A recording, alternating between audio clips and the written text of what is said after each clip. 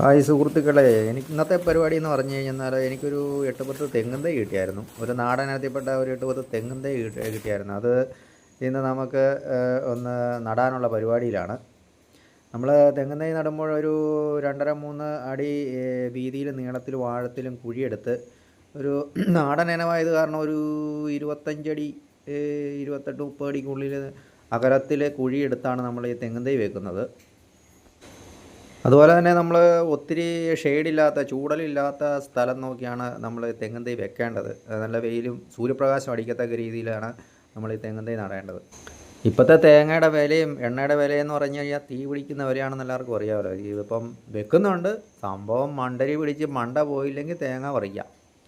അന്നേരത്തേക്ക് വിലയൊക്കെ കുറയുമായിരിക്കും. അപ്പോൾ നമ്മൾ ഈ രീതിയിലൊരു തെങ്ങ് നട്ട് നമുക്ക് നോക്കാം.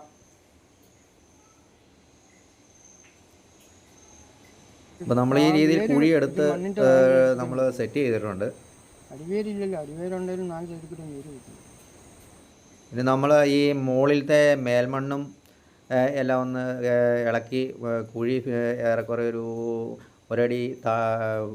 ഒരടി ഗ്യാപ്പിട്ട് ഫില്ല് ചെയ്തിട്ട് ഇതിൻ്റെ മേൽമണ്ണെല്ലാം നല്ല റെഡിയാക്കി എടുക്കണം. വളമുള്ള മണ്ണാണ് മേൽമണ്ണ്, അതാണ് ഈ കിളച്ചിളക്കി അകത്തോട്ട് ഇടുന്നത്. എന്നിട്ട് അതിന് ഇച്ചിരി വേസ്റ്റൊക്കെ ഉണ്ടെങ്കിൽ അത് കിടന്നോട്ടെ, അത് വളമായിക്കോളും.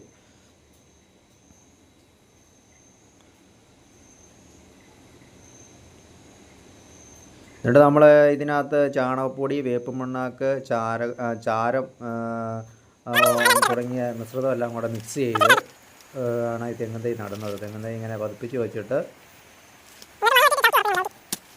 ഒത്തിരി മണ്ണിട്ട് മൂടാതെ, അതിൻ്റെ ഇല കവിളിനകത്തൊന്നും ഒത്തിരി മണ്ണിട്ട് മൂടാതെ മണ്ണിട്ട് വെട്ടി ഇളക്കി നല്ലപോലെ ഫില്ല് ചെയ്ത് ഉറപ്പിച്ച് ചൂട് നല്ലപോലെ ചവിട്ടി ഉറപ്പിക്കണം.